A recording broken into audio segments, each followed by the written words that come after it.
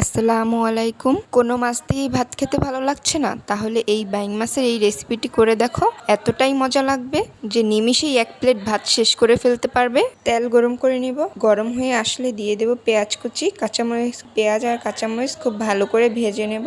ভাজা শেষ হয়ে গেলে এর মধ্যে দিয়ে দেব পানি। তারপর এক এক করে দিয়ে দেব পরিমাণ মতো লবণ, মরিচের গুঁড়া, হলুদের গুঁড়া, ধনিয়া গুঁড়া, রসুন বাটা, আদা বাটা। এখন খুব ভালো করে কষিয়ে নেব। এমনভাবে কষাতে হবে যাতে মশলার কোনো কাঁচা গন্ধ না থাকে। কষানো হয়ে গেছে। এখন এর মধ্যে দিয়ে দেব বাইং মাছ। বাইং মাছগুলো কেটে খুব ভালো করে পরিষ্কার করে নিয়েছি। বাইং মাছ কাটার সময় একটু কষ্ট লাগে, কিন্তু খেতে কিন্তু দারুণ মজার হয়ে থাকে।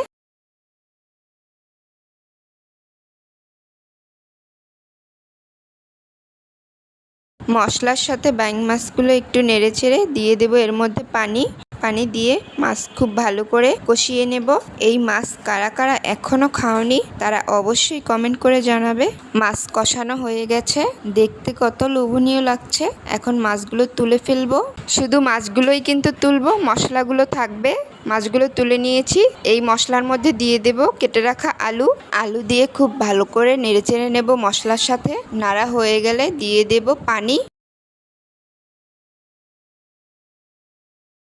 এখন এর মধ্যে দিয়ে দেব টমেটো। টমেটো দিয়ে খুব ভালো করে নেড়েচেড়ে কষিয়ে নেব। কষানো কিন্তু হয়ে গেছে, দেখতেই পারছো।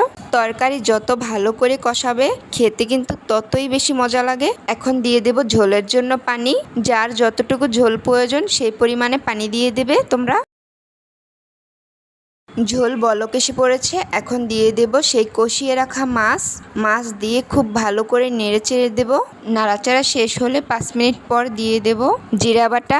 আর আমি এই জিরার তেলে ভেজে বেটে নিয়েছি। এখন খুব ভালো করে নেড়েচেড়ে দেব যাতে জিরা তরকারির সাথে খুব ভালো করে মিশে যায়। নাড়াচাড়া শেষ হলে দিয়ে দেব ধনিয়া পাতা কুচি।